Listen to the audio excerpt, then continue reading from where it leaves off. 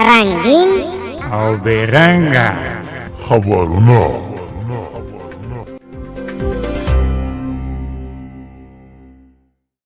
مشاهدينا الكرام، السلام عليكم ورحمة الله وبركاته. تشريح الأحبار من قناة خوست تلفزيون في أفغانستان في الخوست. للوقت والتاريخ ليس ضرورة، أنتم لرون الموبايلية في جيبهم الآن أهم الأحبار. الأول: جميع المخلوقات الأفغانية والخوستية مشكلات لدي عن الملكية الركتونية في تسنج ولاية خوست.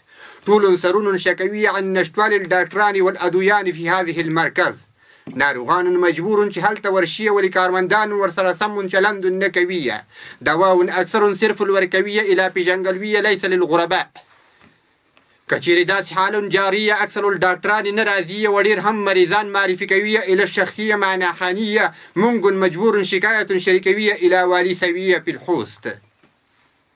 ځکه چې دلته زمونږ حق ځاییه لمشکلات سرمخیه خامخا باید سرونه ټکوي عن صحة عامية ورختونية وعن دكتارهم.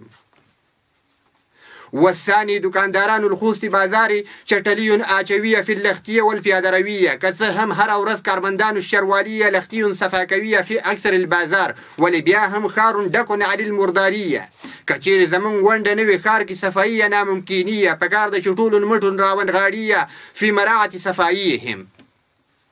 والثالث: والجبال والصحرائية باید دكن عن الدرختان المختلفية في كل مناطقهم، ځکه چې ونې د درختان اکسیجن جوړوي، منطقة خایستکوية، میوه ورکوي وهمداشان أكثر مفاداتهم.